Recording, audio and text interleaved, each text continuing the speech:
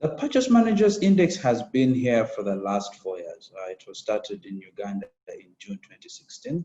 And in this index, a number of companies, 400 companies, in fact, complete a form every month about their business conditions and the market conditions that they are seeing.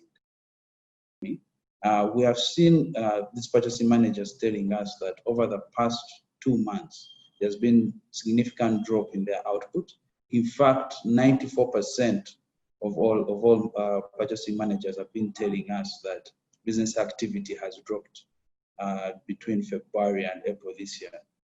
Some other interesting statistics, 36% of the companies are telling us that they've had to scale back on employment, while 87% of the companies are telling us that they have actually purchased less inputs between April and March. And that can be obviously explained by the fact that for the month of April, many of the companies were totally shut down. One other concerning element from this is the fact that for the first time since June 2016, we have had a number of companies telling us that they are now less optimistic about the future growth of the company, and that is a turn that we hadn't seen. Typically, we have been seeing this feedback from companies telling us that they expect growth in coming months, but now they're telling us they actually expect even further slowdown in the coming months. A number of companies have expressed the fact that during April, their duration between delivery times has widened or significantly increased. And this is due to a number of reasons. One of them being the newly introduced checks at the borders, especially Malaba for Kenya border, has significantly delayed trucks. In fact, one mentioned that their truck was stuck in the 2-kilometer queue on the Kenya side of the border for several days as they waited testing.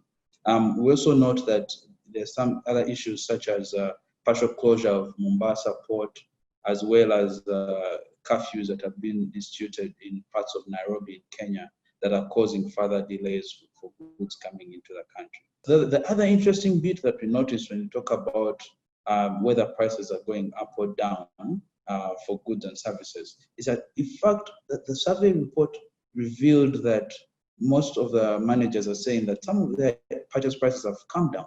And if you look, and that's we have seen on the streets, there's been talk of eggs being sold at half the price they were sold before. Perishable goods no longer have a market in Congo and South Sudan. The demand for domestic products has come down, and we can widen products here to also include services.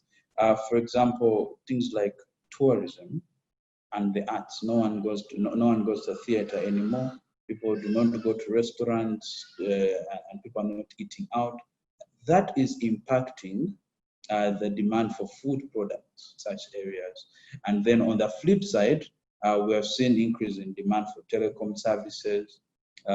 Data providers are seeing a lot more demand. Also in the medical and pharmaceuticals world, we have seen a few companies, in fact, move from doing clothing to starting to produce masks to satisfy the market.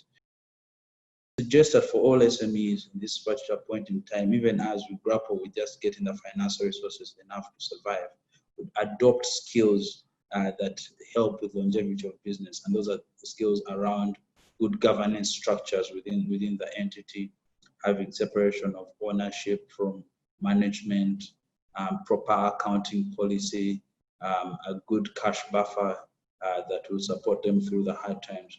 Because if there's one thing that this crisis has taught us is that we can't necessarily always predict the future. So we need to be better prepared for that. And there's no way of being better prepared than having the correct governance structures in place